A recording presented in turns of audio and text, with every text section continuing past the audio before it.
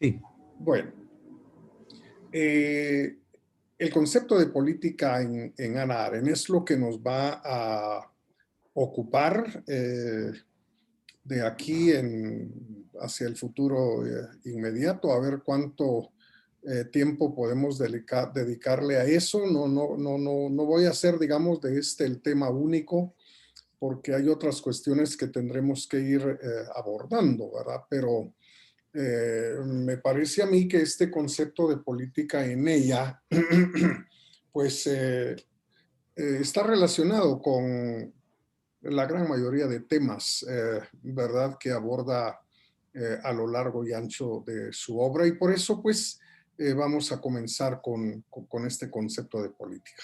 Ahora, es interesante que este concepto de política en Hannah Arendt, ella lo desarrolla lejos de la filosofía política, ¿verdad? Por eso le hemos puesto ese subtítulo a a la presentación. Y quisiera comenzar por hacer alguna referencia a ese sentirse lejos, saberse lejos y considerarse lejos de la filosofía, no solo en términos generales, sino de la filosofía política, digamos, en particular. En la tradición oculta, hace una serie de afirmaciones que hago aparecer ahí. Dice, no pertenezco al círculo de los filósofos. Mi oficio es la teoría política. Hace mucho tiempo que me he retirado de la filosofía. Podría hablar del 27 de febrero de 1933. Fue para mí un golpe inmediato y es a partir de ese momento que me sentí responsable. Pero se trataba de una cuestión política y no personal. En primer lugar, aquello que en general correspondía a la política se ha convertido en un destino personal. Vamos a ir entendiendo, espero yo, con el paso de los minutos hoy, la razón de ese alejamiento, digamos, del círculo de los filósofos. No va a ser este el primer momento ni el único en el cual Hannah Arendt se va a referir a su no compromiso y no identificación con el círculo de los filósofos. Ahora, mi oficio, dice, es la teoría política. Ahora, la diferencia, digamos, como lo vamos a ir considerando entre la filosofía política y la teoría política para ella, es que la filosofía política considera ella se ha quedado en una serie de especulaciones eh, completamente alejadas de la vida real. Como quien dice, la filosofía política se ha hecho desde la llamada Torre de Marfil de los filósofos. En cambio, digamos, la teoría política, tal como ella la entiende, pues se supone que está más fincada con los hechos, está más enraizada, digamos, con la experiencia, pero no la experiencia tal como los filósofos la han definido, digamos, desde Aristóteles, pasando por Locke y por Hume, sino más bien las vivencias. Por experiencia, ella más bien habla de las vivencias que cada uno de los ciudadanos, de los que componemos, digamos, la vida social y vivimos la política 24 horas al día, pues tenemos con todo lo que ocurre, digamos, con ese mundo común. E insiste, digamos, en esta cita que hace mucho que se ha retirado de la filosofía. Podría, dice ella, hablar del 27 de febrero del 33. Recordamos, digamos, que precisamente la noche del 27 de febrero del 33 fue incendiado el Reichstag, o sea, la sede del Parlamento alemán. Como consecuencia, digamos, de las investigaciones pues se capturó a un individuo, eh, se capturó. Decía que se capturó como resultado de las investigaciones a un individuo holandés, era comunista, que padecía algunos trastornos, digamos, y su capacidad mental no estaba en su pleno funcionamiento. De hecho, el individuo fue ejecutado. Eh, claro que no era él, digamos, el que reunía las condiciones para llevar a cabo aquel acto, digamos, de terrorismo, podríamos realmente decir, ¿verdad? Es más, andando las décadas, muchas décadas después, pues Alemania vino a reconocer que se había cometido realmente no una equivocación, sino un crimen al acusarlo y al ejecutarlo por aquello que él no había cometido. Pues precisamente a esa, digamos, cuestión es que Hannah Arendt se refiere y a todo lo que por supuesto trajo después, porque habrá que recordar que como resultado, digamos, de la quema del Parlamento, pues Adolf Hitler comenzó, digamos, todo un esfuerzo por hacerse con el poder, lo que finalmente logró con la excusa, podríamos decirlo así, o el argumento de defender a Alemania de aquellos enemigos que él identificaba, entre otros, con los comunistas. Y entonces, pues todo eso condujo realmente a Hannah Arendt a preocuparse, digamos, por la política estrictamente hablando. Y como ella misma lo dice en la última frase, aquello que en general correspondía a la política se ha convertido en un destino personal. Es decir, que todas las consecuencias de aquello vinieron a afectar la vida suya como la vida de otros millones de judíos. Ahora, ese acontecimiento lo consideró siempre, digamos, una total ruptura en la historia. Y yo tengo aquí en mis manos esta obra que lleva como título Tiempos presentes. A la altura de la página 208 de este texto, Hannah Arendt dice lo siguiente: los excesos espantosos del régimen nazi deberían demostrarnos que nos enfrentamos con algo inexplicable que no tiene punto de comparación ni siquiera con los peores períodos de la historia. Nunca, ni en la antigüedad, ni en la Edad Media, ni en la modernidad, la destrucción fue un programa bien formulado, ni su ejecución un proceso minuciosamente organizado, burocratizado y esquematizado.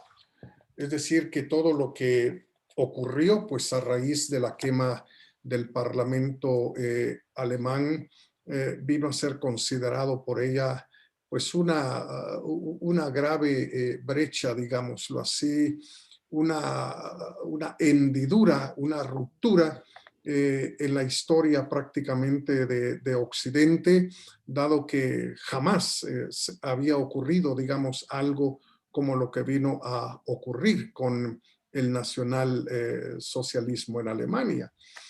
Y por supuesto no deja de hablar de los efectos y las consecuencias que sobre ella realmente trajo todo aquello. Y eso fue definitivamente determinante, ¿no? Para su vida y para también su trabajo intelectual.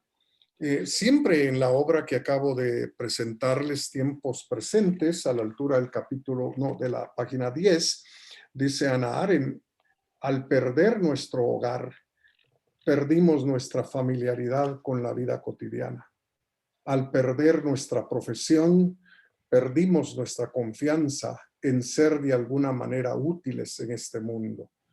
Al perder nuestra lengua, perdimos la naturalidad de nuestras reacciones, la sencillez de nuestros gestos y la expresión espontánea de nuestros sentimientos.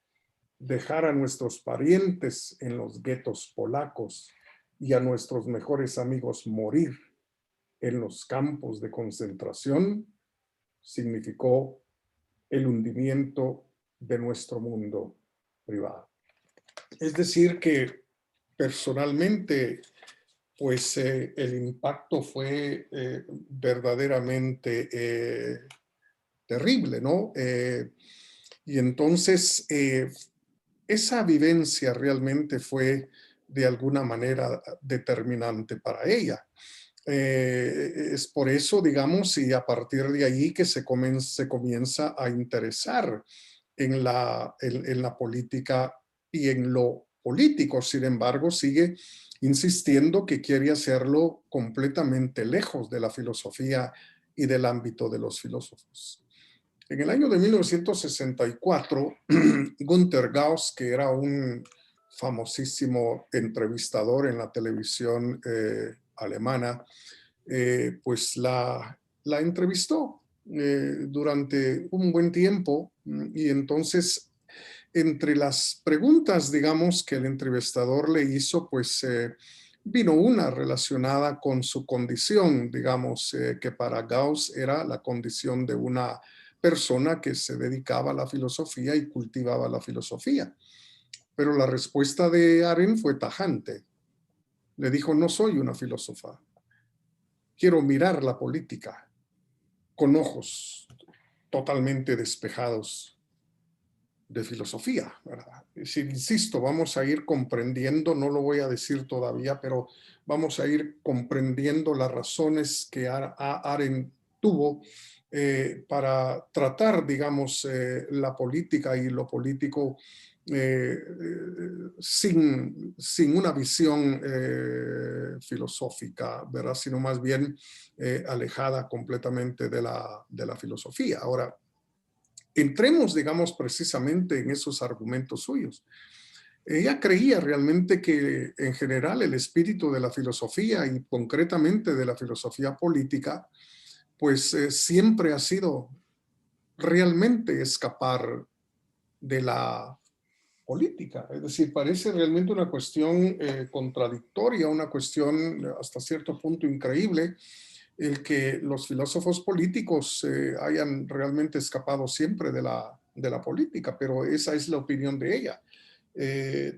Tengo aquí la condición humana y alrededor de la página, no alrededor, sino en la página 242, Hannah Arendt nos da una explicación para su actitud. Dice: escapar de la fragilidad de los asuntos humanos para adentrarse en la solidez de la quietud y el orden se ha recomendado tanto que la mayor parte de la filosofía política desde Platón podría interpretarse fácilmente como los diversos intentos para encontrar bases teóricas y formas prácticas que permitan escapar de la política por completo.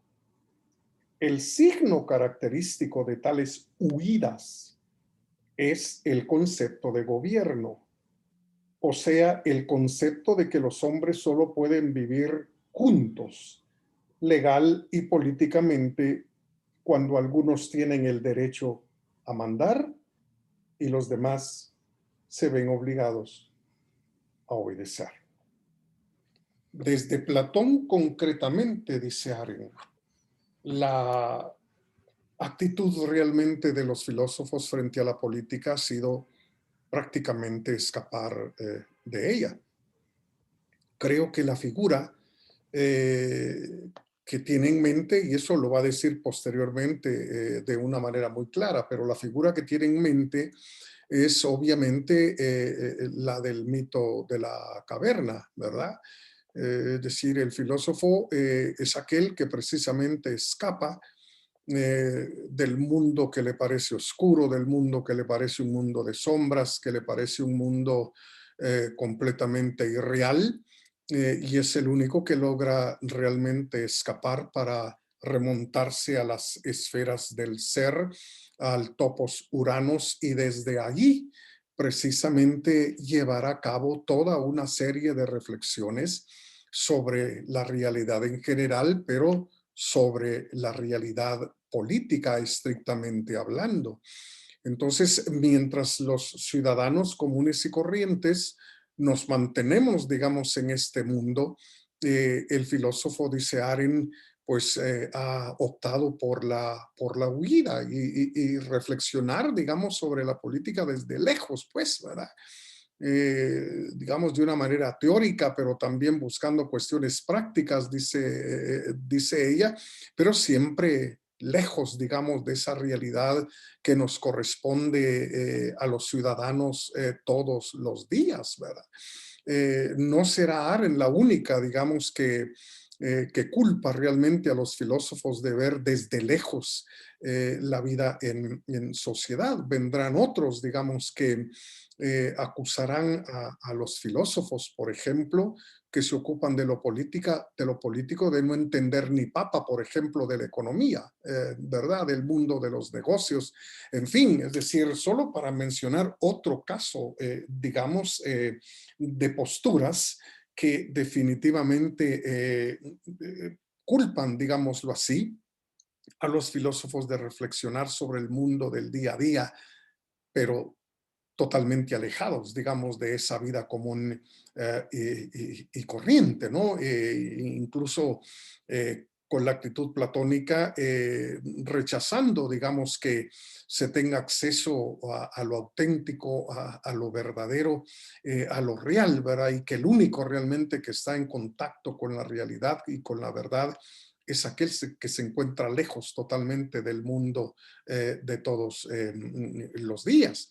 Pero aquí ella nos ha hecho una puntualización al decir que una de las grandes manifestaciones de ese alejamiento, digamos, de la política es precisamente la idea de que no se puede vivir en sociedad a menos que alguien tenga el monopolio de la fuerza y el poder y que se imponga y someta a millones y millones de personas que somos el resto, digamos, de los ciudadanos en una sociedad y en un país. Esta cuestión, digamos, de dividir a los ciudadanos entre aquellos que tienen el poder, que tienen la fuerza, y aquellos que tenemos que estar sometidos y ser siempre obedientes, será algo a lo que Arendt le prestará también una atención muy grande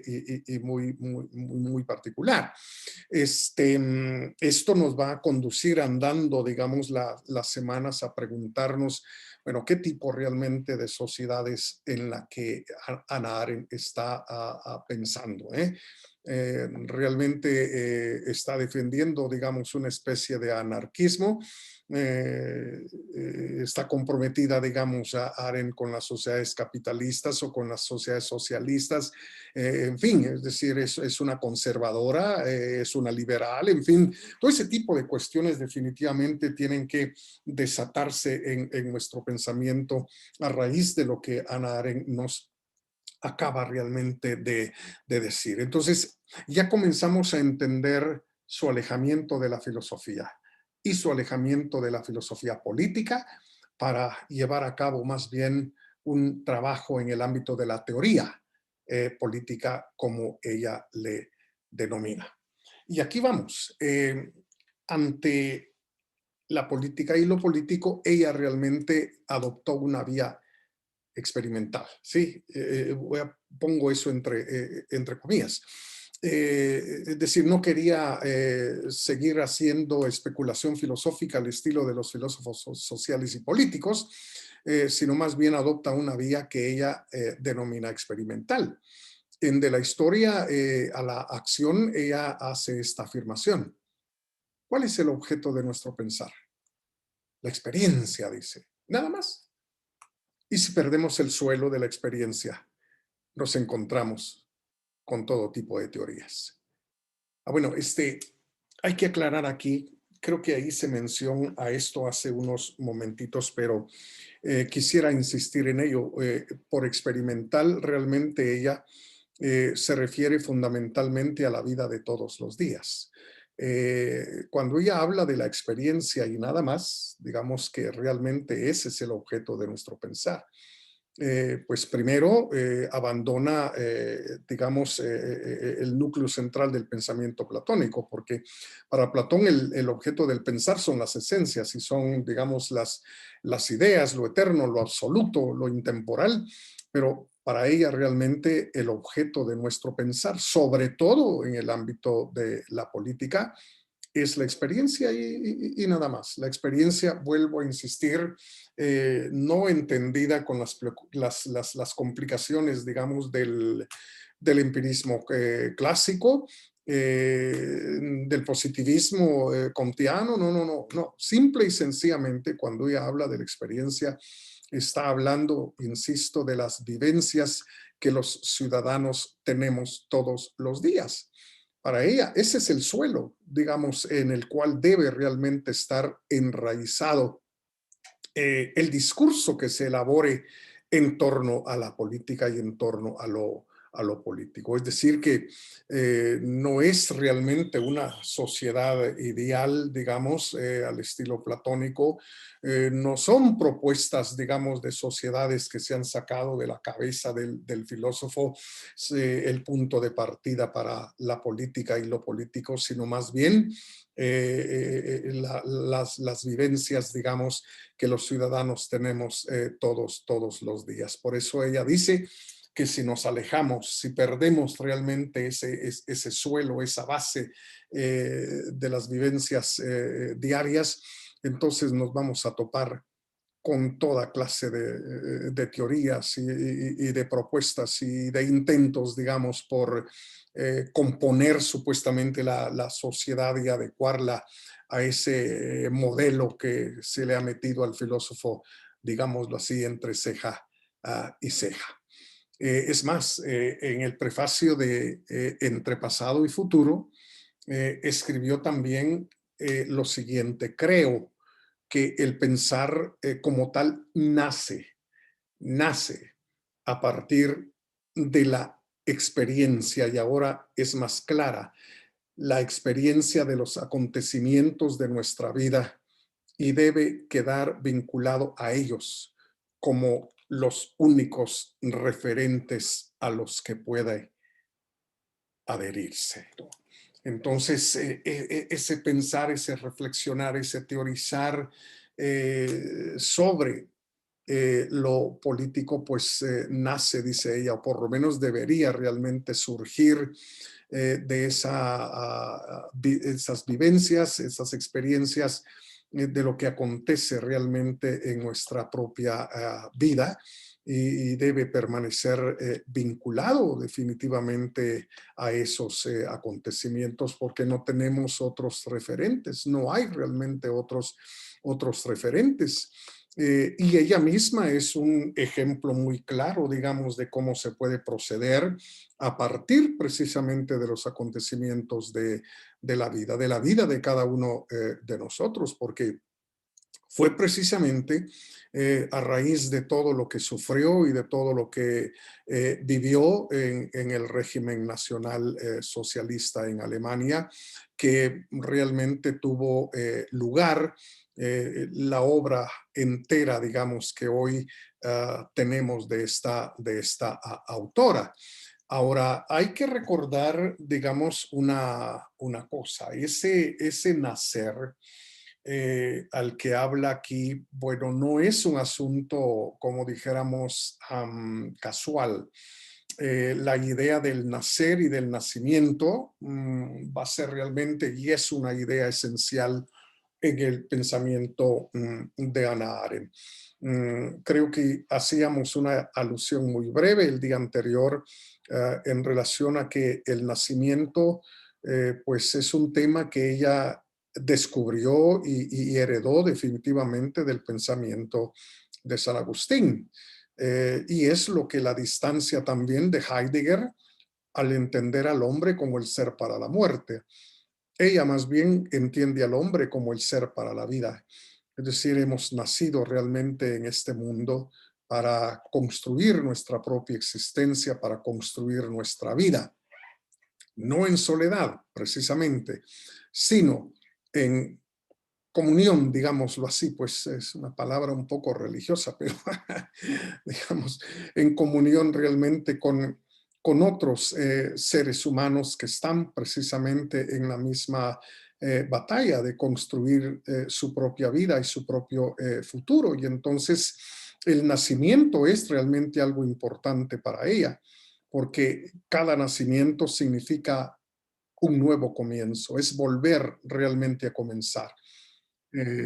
Comenzar, ¿no? El mundo, ¿verdad? Porque el mundo ya está ahí cuando cada uno nace y adviene, digamos, a esta vida, pero si es el comienzo, digamos, vaya, de un nuevo proyecto de vida, eh, de un nuevo plan, digamos, de existencia que se va a hacer precisamente viviendo en común con otros hombres, ¿no?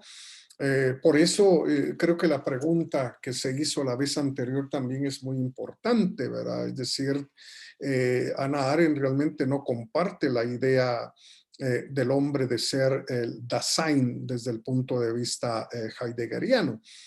Para ella no hay tales como el Dasein, el ser ahí.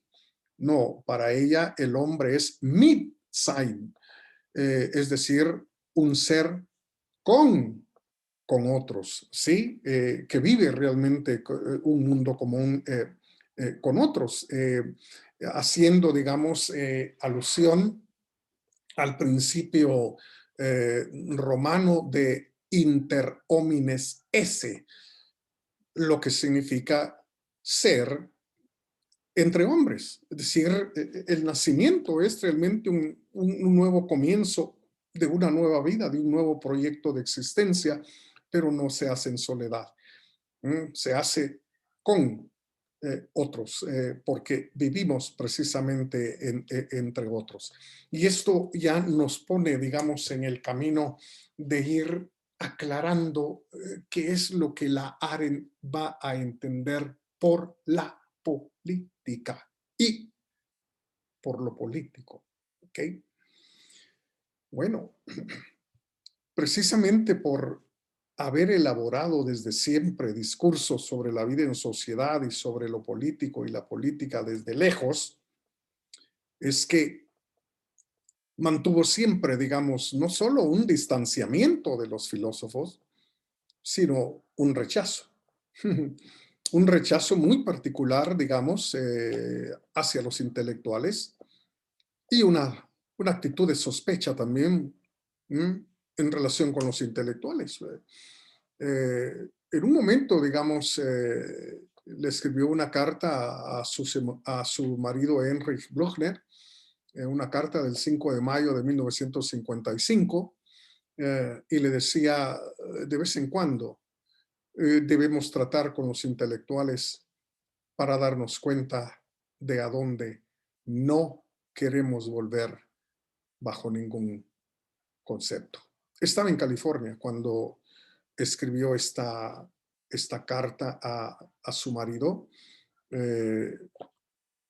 y fue invitada, digamos, a una serie de reuniones de carácter social, en fin, etcétera, con el mundo intelectual, digamos, en California y vino a descubrir que las cosas, según ella, no habían cambiado en el mundo intelectual, ¿verdad? Entonces, sin embargo, decía, debemos tratar con ellos para percatarnos de a dónde no queremos volver bajo ningún concepto.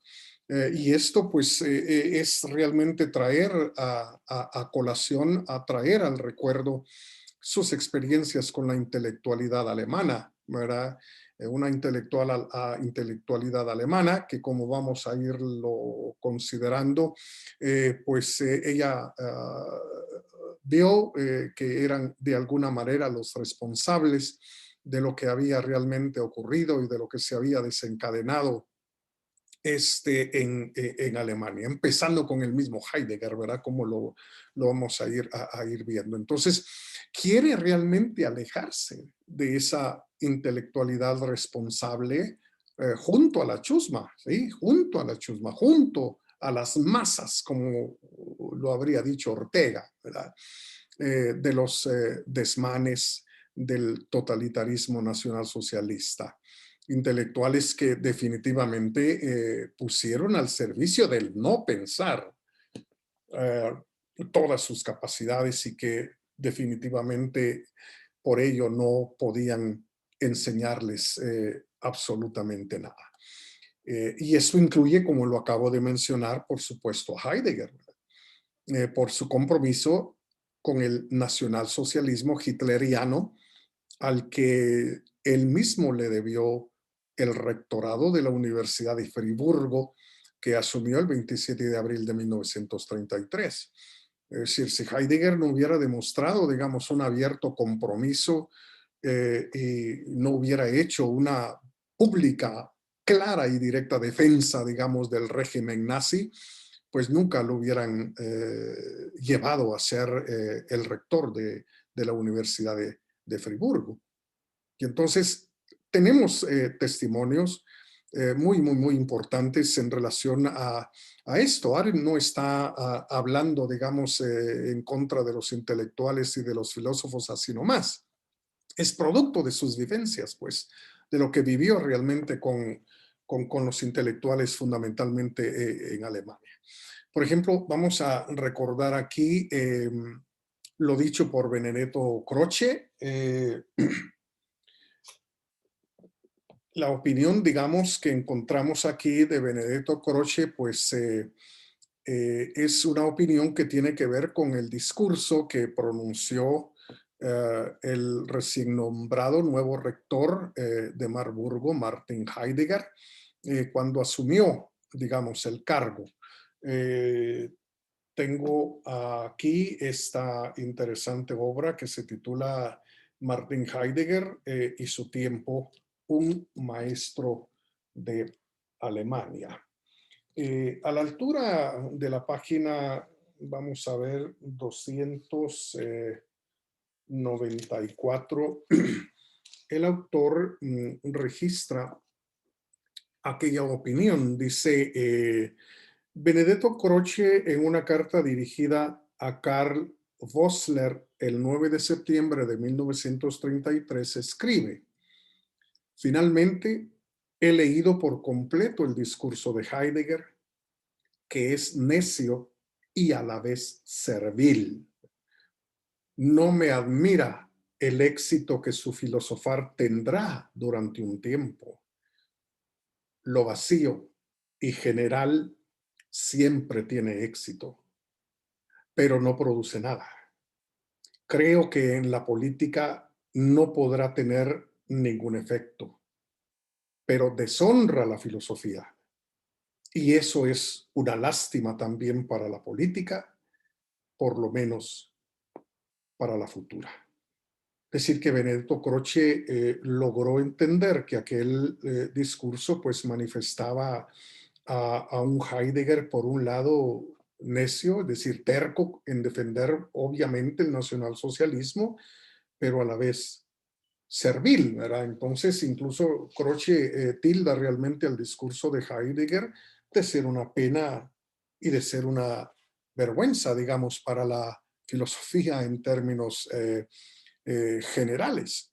Ahora, también tenemos que recordar aquí a Karl Jaspers, cuando le realizó una última visita, digamos. Entonces, siempre el texto de Martin Heidegger y su tiempo, a la altura de la página 275, el autor registra lo siguiente.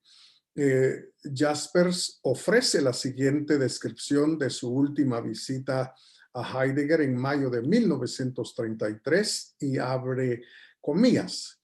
El propio Heidegger parecía transformado, está hablando Jaspers, ¿verdad? a mi llegada se produjo ya una sensación que nos separaba. ¿Eh? El nacionalsocialismo se había convertido en un delirio de la población. Busqué a Heidegger para saludarlo arriba en su habitación, ¿verdad? Es como en 1914 comencé y quería continuar diciendo de nuevo esta engañosa embriaguez de las masas, pero ante el radiante asentimiento que Heidegger daba a las primeras palabras, se me paralizó la voz en la garganta. Me quedé paralizado ante un Heidegger que estaba poseído él mismo por el delirio. No le dije que estaba en falso camino. Dejé de confiar en su esencia transformada y sentí en propia piel la amenaza ante la violencia en la que Heidegger participaba ahora. Es decir, que la Arendt realmente no está haciendo más que recordar, digamos, su experiencia con los intelectuales y con uno de los más grandes filósofos alemanes en aquella época, pues, ¿verdad? Entonces, creo que ella misma está haciendo gala de lo que recomienda, ¿verdad? Es decir, hay que partir realmente de las vivencias personales, digamos, en el ámbito de la política. Pero el texto que estoy leyendo abunda un poco más en esa última plática que tuvo Jaspers con Martín Heidegger. Llegó un momento, digamos, en que Heidegger le hace una pregunta, digamos, a Heidegger en relación con Hitler. En la página 276 y 77 dice, ¿cómo puede ser gobernada Alemania por un hombre de tan escasa formación como Hitler? Pregunta desconcertado Jaspers a Heidegger con ocasión de su última visita en mayo de 1933, y Heidegger responde, la formación es indiferente por completo. Mire usted solamente sus preciosas manos. Entonces, con esto, pues está claro, digamos, que Heidegger tenía una admiración muy particular, digamos, por Hitler. Ante todas estas cuestiones, digamos, que se oían y se escuchaban y que obviamente Hannah Arendt llegó realmente a saber, pues ella le preguntó, digamos, de una manera muy directa, siempre en la obra sobre Martin Heidegger y su tiempo, a la altura de la página 302 y 303, dice el autor lo siguiente, lo que a principios de 1933 llega a oídos de Hannah Arendt, a saber, que Heidegger se aleja de sus colegas judíos y de los estudiantes judíos, y lo que Heidegger niega en su respuesta a Ana sucede de hecho en los meses siguientes, ¿verdad?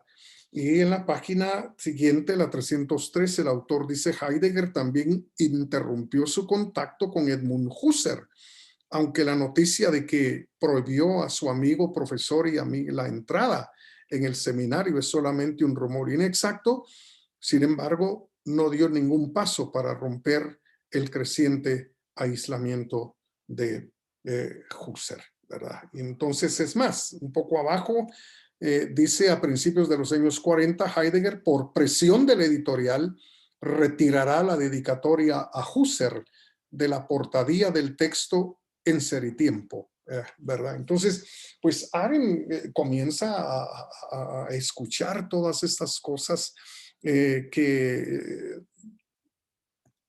Heidegger realmente está haciendo en función de su compromiso, digamos, con el nacionalsocialismo. Ahora, llegó un momento en que el mismo Heidegger le envió una carta a Hannah Arendt tratando de explicarle algo acerca de su comportamiento. Yo tengo aquí la correspondencia entre Hannah Arendt y Martin Heidegger.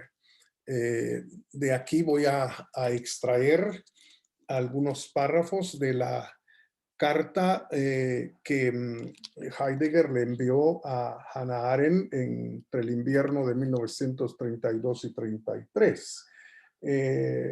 Él dice lo siguiente: querida Ana, los rumores que te inquietan son calumnias que encajan perfectamente con otras experiencias que he tenido que vivir en los últimos años. Y la carta pues entra en una serie de, qué sé yo, como de autojustificación, ¿verdad? Y entonces la carta va terminando diciendo: el hecho de que en general me haya retirado hace bastante tiempo se debe en primer lugar a que me he topado con una incomprensión desoladora con todo mi trabajo y luego también a las experiencias personales poco bonitas que he tenido que vivir en mi actividad docente. Eso sí, he perdido hace tiempo la costumbre de esperar algún agradecimiento o simplemente un talante decente por parte de los llamados alumnos. Entonces, en lugar realmente de reconocer, digamos, su compromiso, que ya era muy fuerte con el nacionalsocialismo, aparte realmente de autojustificarse, termina quejándose, digamos, el fulano de que lo han tratado muy mal, ¿verdad? Pero la verdad es que hay muchos más testimonios que apuntan realmente a ese compromiso. Digamos, removió también a Jaspers de su cátedra, digamos, en Friburgo, precisamente por ser judío, ¿verdad? E incluso, como ya lo hemos leído, quitó la dedicatoria que había hecho, digamos, para Husserl en Ser y Tiempo, por lo menos a partir del año de 1940, por presiones de la editorial, que era una editorial nazi, pues, ¿verdad? Y no realmente deseaban que el nombre de un judío apareciera ahí en la dedicatoria. Entonces, por esas cuestiones y otras más que no vamos a traer a colación el día de hoy, Hannah Arendt realmente hace una tarea muy lejos de la filosofía, ¿no? Alejada totalmente de la filosofía y también particularmente de la filosofía política. Pero hay otra cosa realmente muy, muy, muy importante aquí, y es que Hannah Arendt viene a demostrar también un alejamiento de la tradición que desde prácticamente Platón y Aristóteles, pues le concedió gran importancia a la bios teoréticos, es decir, a la vida teórica, a la vida, bueno, la palabra contemplativo no es muy adecuada, ¿verdad? Porque tiene un trasfondo teológico, religioso, significa ver como en el templo, ¿verdad? Contemplar.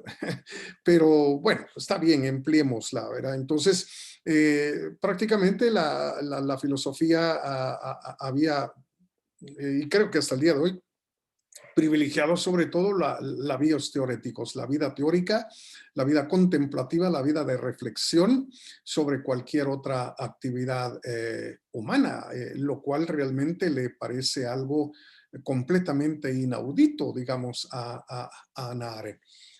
Tengo aquí conmigo la, la vida del espíritu, de donde voy a extraer un parrafito por aquí en la página número 231, dice ella: me he alistado en las filas de aquellos que desde hace ya algún tiempo se esfuerzan por desmontar la metafísica y la filosofía con todas sus categorías, tal como las hemos conocido desde sus comienzos en Grecia hasta nuestros días.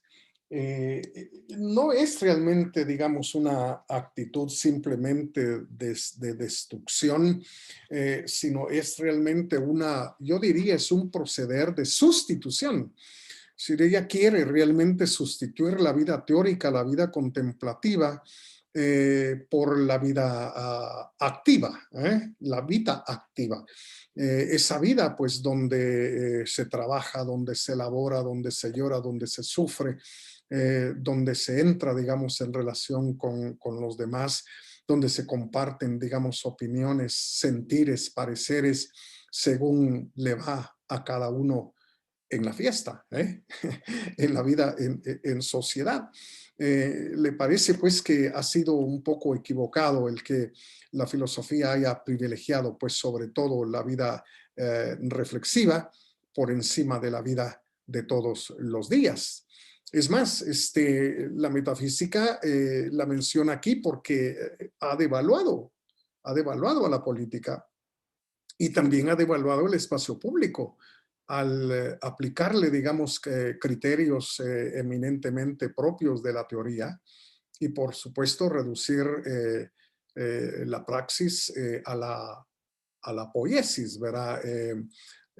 Para ella realmente las dos deberían realmente ir juntas, pero no la teoría, digamos, propia del filósofo, sino la capacidad de pensar de cada ser humano, porque ella opina realmente que eso de pensar, que también se ha dicho que es propio realmente de los filósofos, eso es una mentira. Ella dice que la cuestión de pensar es una actividad que se le da a cada ser humano. De hecho, nos mantenemos pensando, es decir, no hay que privilegiar, digamos, al filósofo por dedicarse al pensamiento como si es el único, como si fuera el único realmente capaz de pensar, porque esta es una actividad que lleva a cabo el común de los mortales.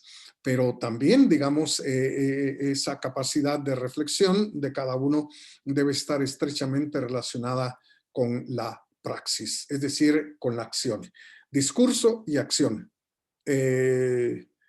Legis y praxis, sí, discurso y acción deben ir definitivamente de la mano, sin establecer una diferencia y menos aún un distanciamiento, digamos, entre ambos, y no venir a considerar a la práctica como algo, digamos, que tiene que ver con la poesía, pues, o con la poiesis, ¿verdad? Como algo que se le da únicamente a unos pocos, como algo excelso, digamos, que solo unos pocos pueden llevar y llevar a cabo, sino que realmente el discurso y la acción deben ir realmente de la mano, evitando esa separación hecha, digamos, por la filosofía de que la vida teórica y reflexiva debe estar por encima de todas las cosas.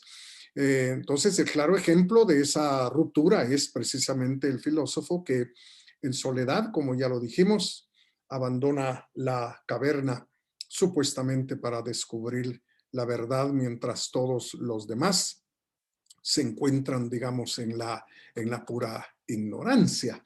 Entonces, vamos a ver cómo para el pensamiento de Hannah Arendt, lo que Platón vino a despreciar, que es la doxa, que es la opinión, va a ser realmente más importante, ¿verdad? Platón, recordamos, privilegió la episteme por encima de la doxa, considerando la opinión que dan nuestros sentidos, la opinión que tiene cada uno como una cuestión indigna realmente de confianza.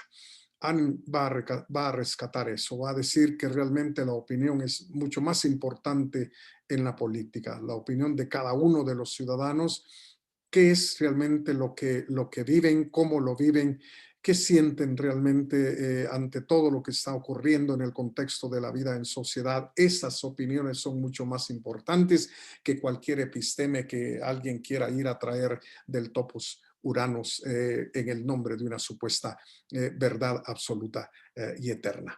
Es más, antes de Platón, señala Arendt, no se buscaba la inmortalidad con el contacto con las ideas, que son eternas. Recuerdan que ese es de alguna manera el destino del alma, de acuerdo con el Fedón y con otros diálogos platónicos, ¿no?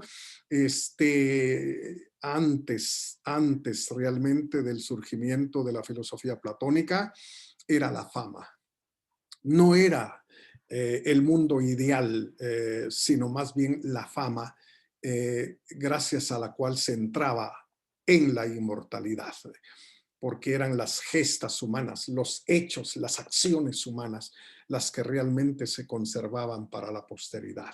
Entonces, antes de Platón no había una separación entre la acción y el discurso, eran exactamente lo mismo, ¿no? Y el ágora va a ser uno de los grandes ejemplos y argumentos utilizados por Hannah Arendt en esta línea de pensamientos.